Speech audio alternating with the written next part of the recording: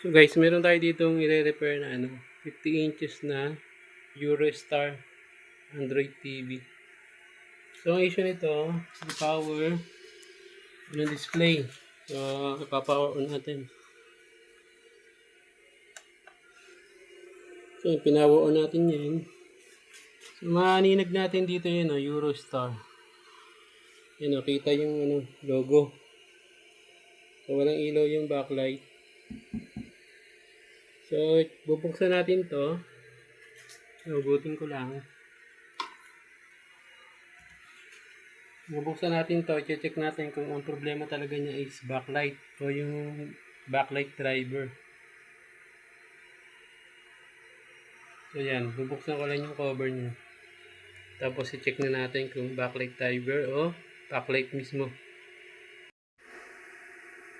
So yan guys, nabuksan na natin yung cover ng TV. So tinanggal natin yung terminal ng backlight. Tapos tester natin. Gamit tayo ng backlight tester. Yan. Check natin kung iilo yung backlight.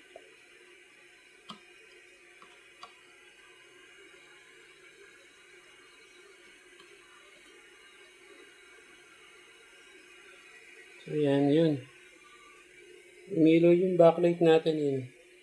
Yun. Sabihin, buo yung backlight. So bitawan ko. Ito. Yun.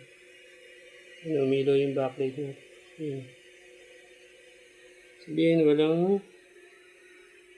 walang issue sa backlight. So ang issue natin ay nasa driver. Sabihin, ito yung ating i-check yung backlight driver section. So yun. So dyan tayo mag-check. Possible walang supply na lumalabas dito. O may shorted. So i-check ko lang yan. Malaman natin kung alin dyan yung may shorted. So yun guys, check natin kung alin yung shorted. So may na-trace tayo dito yung shorted. So gamit tayo ng multi-tester. So buzzer tayo. So yan, continuity. So ito, yung pinaka-rectifier diode niya. So, yung shorted. Babalik rin ko lang yan. Shorted siya. So possible yan lang yung naging issue kaya nagpo-protect yung ating backlight driver. So wala siyang nilalabas na supply. Kasi nga shorted itong ating diode. So tingnan natin kung anong value niyan, papalitan natin. So ito na yung diode. So ito yung kanyang specs SR315.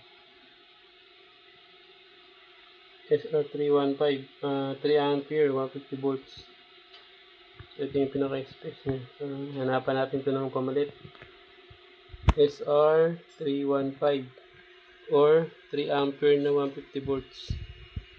So hanapan ko lang. So yan, okay na yung ni-repair natin na 50 inches na Eurostar. So yan, may backlight na. So yan, pinalitan natin shorted.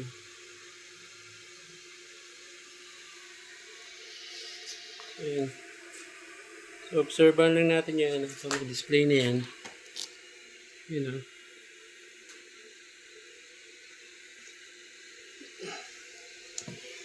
Obserbahan natin yan, tapos pa-final fix natin. Then final test tayo. So yun, okay na yung ni-repair natin Eurostar 50 inches backlight issue. Backlight driver issue to. So working na yan. Display na. Signal na. So pa-final fix ko lang, tapos final test. Guys, okay na yung ni-repair natin ayan na. Final fix na natin to. So ayan, okay na. Ayan. So, okay na po ito. Pwede na natin to deliver kay customer.